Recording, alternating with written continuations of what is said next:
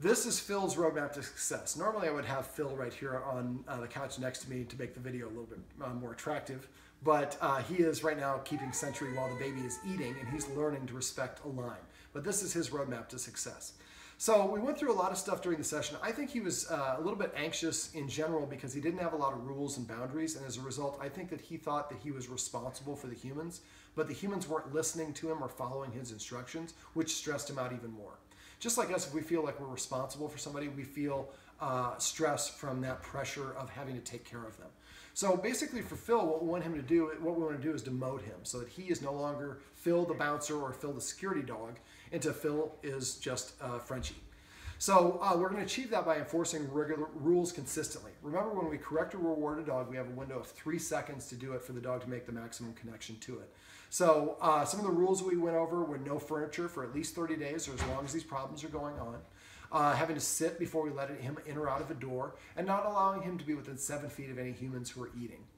Right now the baby is eating, and we have established another rule that when the baby is eating in the tiled kitchen, that he has to be on the carpet outside of the kitchen. Increasing the distance, especially little babies that are infants and toddlers, they like to throw stuff on the ground, especially if we have a dog, because the dog can come and take it. It's like an interactive game for the baby. Well, the more that happens, the more the dog will start camping out. And Phil, as soon as they pulled out the high chair, went and sat underneath the high chair in the prime position, so anything drops, I can snatch it out of the air. So there's nothing wrong with having a dog clean up the food, but it should be after the baby moves away. So once the baby is out of the high chair, then we're going to come up with a word that means you can get the stuff. The first couple times we have to say his name and tap the floor, but as soon as he starts taking the first bite of anything, I would say vacuum or clean or whatever the word is, maid service, and then Phil comes over. Again, I like to use fun, humorous command words. So if you say maid service and he comes over and starts gobbling them up, it's a fun command. Because we have a toddler in the house, now we did a little experiment where we had Phil on a leash and then the baby kind of came close. Now the little baby, they like to grab dogs in places the dogs a lot of times don't want to be grabbed at. So one of the things I suggest the guardians do is teach Phil to move away. To his credit, Phil has already started to do this, so it shouldn't be very difficult. So if the baby is here and Phil is right here and the baby starts walking towards or crawling towards Phil, and Phil kind of turns his head to the side and licks, which are the two signs that he gave. This is called avoidance. I'm looking away because I'm trying to tell you I don't like what you're doing. And then licking the lips is a way of saying I'm a little bit stressed. So as soon as you see him doing that, or even if just the baby's coming towards him, we want to practice having Phil move away. What I would do is take a treat, make sure Phil knows it, or make a kissing sign as soon as he looks at me, throw it away from him. So he has to go the opposite direction from wherever the baby is coming. And try to do it in different rooms in different capacities. And as soon as Phil touches the treat, we say the word away or space or whatever the one-word command we want to assign for this action is. If we practice this enough, eventually when we see that the baby is approaching Phil and Phil's licking his lips and turning away or baring his teeth or growling, those are not aggressive behaviors. Those are warnings. Those are really the opposite of aggression. You never want to correct your dog for baring teeth or growling because the dog says, fine, I'll just go straight to a bite. So as soon as we see the dog doing that, or as soon as we toss the treat away and the dog goes away and grabs it, we're going to say the word away or whatever the word is the second the treat touches his lips. If we do this enough, we'll be able to say away and Phil will get up and move away from the baby on his own. Now we have a little desk that's at the end of the counter, and there's a little cubby where you can slide your chair underneath the desk, and right now the family doesn't use it as a desk, so it's kind of dead space. What I would recommend we do is build a little bit of a wall that only Phil can jump over. So it might be like, if this is the wall, we might have, or if this is the cubby space, the wall might be only about halfway, but the wall goes across here, and then over here there's a little bit of a dip, so the dog can jump over it. And then the dog can go hang out back here, and the baby, even though the baby can stand up and support herself on this, she can't reach over and get to Phil. So maybe it's so high here she can't even see him, but it's just a little cubby over here. There's a little bit of a gap so some light can reach Phil in. We want to give Phil, we want to give Phil the ability to move away from the baby anytime that he feels uncomfortable. And otherwise, if he doesn't have that option, his next correction is to raise his lip or to growl and eventually nip the child, and that's something we want to avoid. So giving Phil a sanctuary, which might be a good word for that, or a place to go, and training him to go there is going to be highly beneficial. Now to train him to go in there, before we build the covey, what I would do is I would take a treat, throw it in there. When he goes in there and gets it, say the word sanctuary. And do that a whole bunch of times until he starts hanging out in there. Carefully your finger doesn't go over the lens. Now, once we put the deal up there, then what I would do is just kind of toss a treat in, let Phil go get it. And if Phil doesn't go get it, sometimes maybe I might have to balance it right here, but just balance on top of the little ledge. He comes over and gets it. The next time he put one there, as soon as he comes to this one, as soon as he's about to get the one, toss another one in there. That's why we like to have a little bit of a gap. But giving him a place to go and rewarding him and training him for moving away the baby are highly, highly advisable skills to train your dog. Let's see. We want to use the escalating consequences to disagree with Phil when he's doing the wrong thing. Remember, the first thing is hiss. Second thing is stand up abruptly and turn to face the dog. Wait for him to be stationary. As soon as he's stationary, take a left and right foot back. Wait a second, and then you can go back to doing what you're doing. Third consequence is to march directly at the dog until the dog turns sideways. As soon as he turns sideways, we go to the second consequence. Now we're pivoting, waiting for him to be stationary. As soon as he is, take a left foot, right foot, pause. Then you can go back to doing what you're doing. The fourth consequence is a leash timeout. I won't go into much detail in this video because it's getting a little bit long.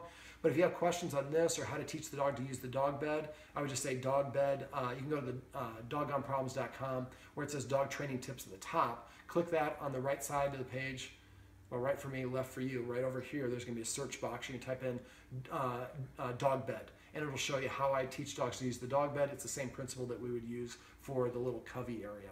If you need the escalating consequences, type in escalating consequences, and there'll be videos that'll show write-ups that'll come up with a video where I specify them in a greater detail. I'd also like the guardians to practice using positive dog training to reward the dog for doing things that we want. I call the first one of these passive dog training, which is basically narrating. Anytime the dog comes to me on his own, I'm going to pet him and say the word come, and just the word come. Not good boy, and don't say dog say, come! Come. Dogs can hear inflection, so we want to just keep it consistent. Every time the dog comes to me, I pet him and say come.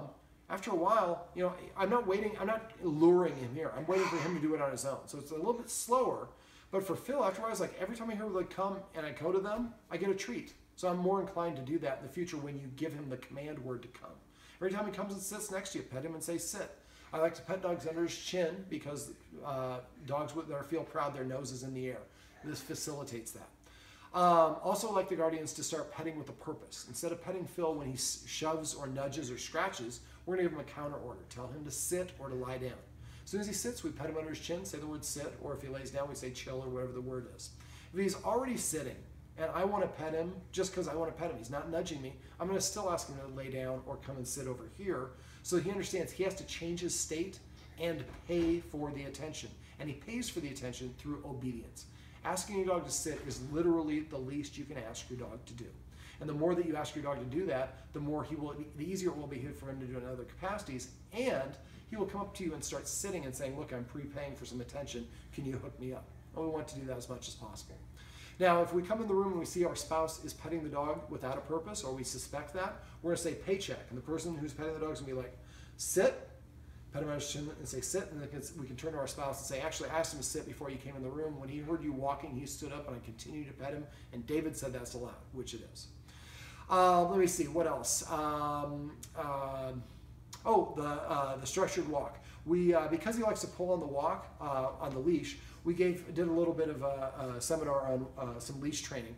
And so for structured walk, rule number 1 is give the dog a right or left position. So he needs to be always on the right or always on the left. There's no right or wrong, it's what's right for you. In this case, the guardians want him to be on the right. His right shoulder should be aligned with the human's, or his left shoulder should be aligned with the human's right hip. If he starts to move in front, if we pull back, that's going to create a pulling forward. It's going to activate his opposition reflex. So as soon as he starts to come forward, we're going to do a quick jerk and then immediately relax it. There shouldn't be tension on the line for longer than a fraction of a second. It's kind of a tap on the shoulder saying, hey buddy, you're getting out of position. So rule number 1, stay in your position. Rule number 2, keep this arm going nice and relaxed. If I'm walking the dog and I start pulling the leash back to try to pull him in position, I'm going to activate that opposition reflex and you're going to have a tug of war for your whole walk. So before he gets out, as soon as he starts getting out of position, pop the leash and relax it right away.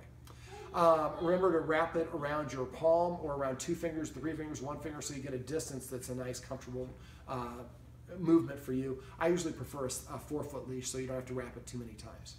Rule number 3, no stopping and sniffing. Now he can sniff on the walk, he just can't stop. If he stops to sniff something and you stop, he controlled the walk.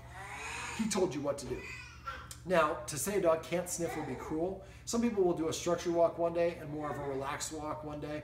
A lot of my clients, what they do is they walk on a structured walk for 3/4 of the walk, and then the last quarter of the walk, if the dog was good, then we undo the special twist of the leash for the martingale. We give him more room and we let him sniff around and do stuff. Just like when we're kids, if you eat your meat, you can get some pudding. And then the fourth rule for structured walk is not to let the dog mark. He's not a big marker, so it shouldn't really be a big deal, but that's kind of a way of claiming authority, and that's kind of more of a leadership skill. So just asking him to go to the bathroom before we go, not on the walk. If he wants to poop on the walk, that's fine. That's not significant to marking unless it's a female, sometimes. And then when we get back from the walk, we let him mark again. We went over a focus exercise. Remember, at first it's 1 second, 1 second.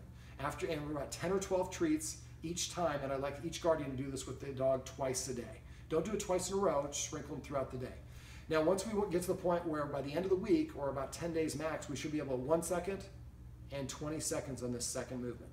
Remember, always say the command word when the treat goes into the dog's mouth, not before.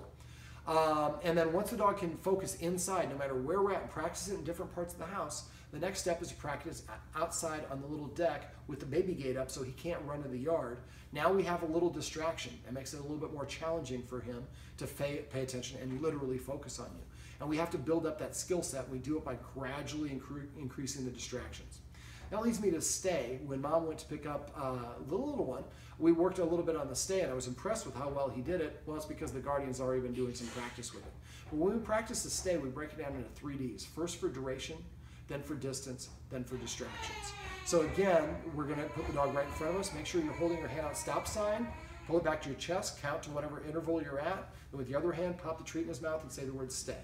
At the end, do it for 5 or 10 or how many treats you're going to do in a row. And then when we get done, the last thing I do is I toss a treat to the side and say break or release when the dog goes away. Come here, buddy. So that, I know you're not allowed on the couch after this. Sit. So this way the dog understands I can't auto-release. I need the human to give me permission to release. So I toss the treat and say the word when he touches it with his lips. Sit.